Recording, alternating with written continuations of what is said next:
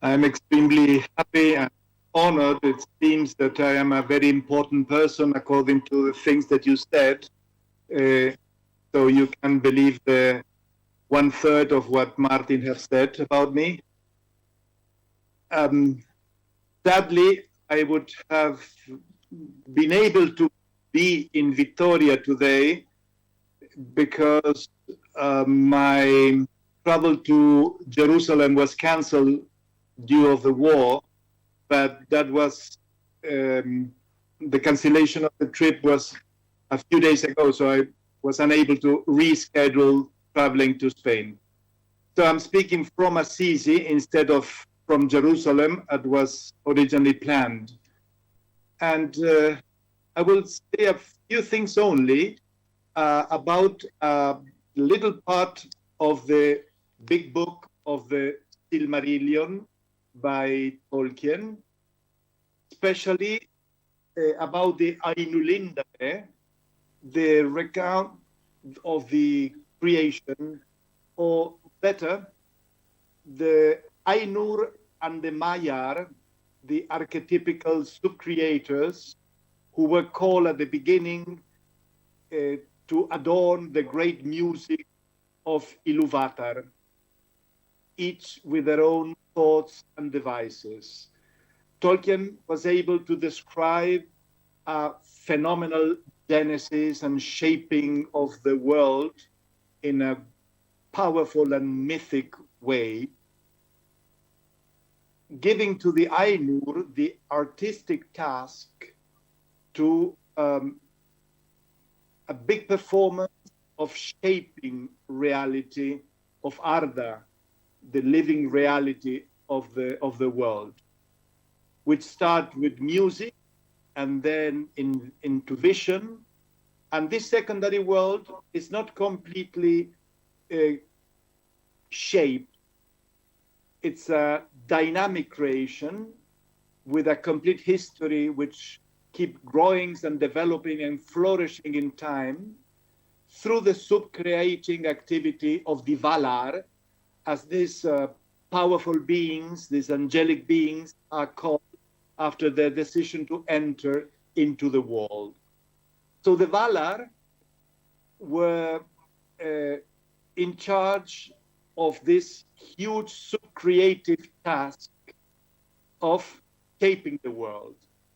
And they labor together with some helpers of lesser degree called the Maiar as co-workers and sub-creators in ordering the earth and trying to heal all the wounds to the creation that Melkor, the Dark Lord, tried to inflict on Arda.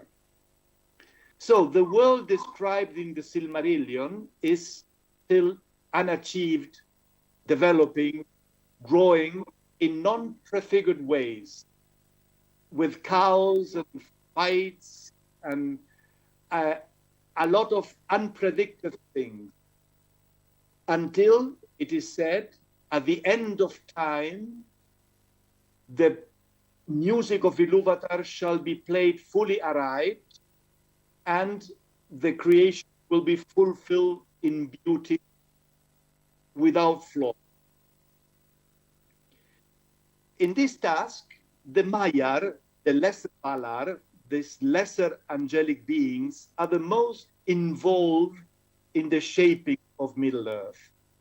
And some of them were sent to help elves and men and to awake them from despair and put away the imagination of darkness and to give them fair visions and promptings of wisdom in their hearts.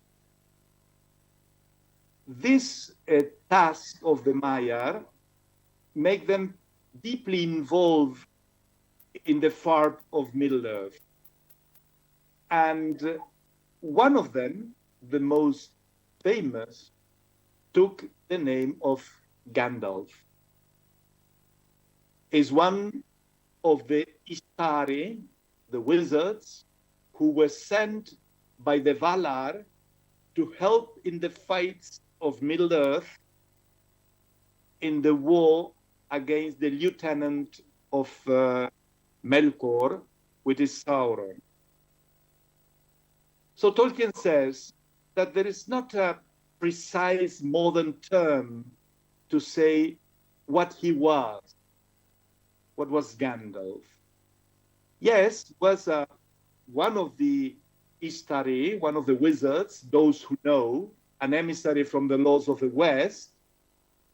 Strictly, says Tolkien, an angelos in the etymological sense, a messenger from the Lords of the West. And his task was to train, advise, instruct, arouse the hearts and minds of those threatened by Sauron to a resistance with their own strength, and not just to do the job for them. But where the physical powers of the enemy are too great for the goodwill of the opposers to be effective, he can act in emergency as an angel, no more violently than the release of St. Peter from prison, as is told in the Acts of the Apostles. That are the words of Tolkien. The name of Gandalf before coming to Arda was Olorin, a high elfin name which alludes to the dream, because his capacity was to help people during, even in their sleep, but when they are awake, to interact with their memory and their imagination, giving good images and feelings. And with that, we see Gandalf at work. For example, during the siege of Minas Tirith, he was walking the ramparts, and it is said in The Lord of the Rings, whenever he came, man's hearts would lift again, and the winged shadows pass from memory. Tirelessly he strove from citadel to gate, from more north to south about the wall, and yet, when he had gone, the shadows closed on men again, and the hearts went cold. So, as a powerful being, but in a human body, in the humility of the aspect of this old, wise man, he keeps trying to fulfill his task. And now and again, he still uses his abilities as a Maiar. For instance, when everyone thinks that he's already dead, and Frodo was in Amon Hen with a huge temptation of being captured by the Eye, Frodo experienced a help from Gandalf, who he thought was dead. It is written, then a flash from some other point of power, there came to his mind another thought. Take it off, fool, take off the ring. Gandalf spoke of this to the 3 hunters in Fangorn. Very nearly the ring was revealed to the enemy, but it escaped. I'd have some part in that, for I sat in a high place, and I strove with the dark tower, and the shadow passed. That is the function of the Maiar, of the Istari, of the wizards, and of Gandalf in particular, to help from afar or from close at hand. Even when Frodo again has the temptation of killing Gollum in Emin Muil, it seemed to Frodo that he heard quite plainly but far off voices out of the past. What a pity Bilbo did not stab the vile creature when he had a chance. Pity? It was a pity that they stayed his hand. Pity and mercy. Then be not too eager to deal out death in the name of justice. Even the wise cannot see all ends. Very well, he answered aloud. lowering his sword. I am still afraid. And yet, as you see, I will not touch the creature. For now that I see him, I do pity. And Sam stared at his master, who seemed to be speaking to someone who was not there.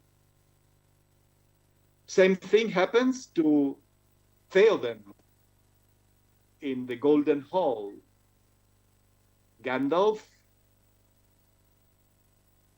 with his staff, point to the window, and the darkness seemed to clear, and through the opening could be seen high and far a patch of shining sky.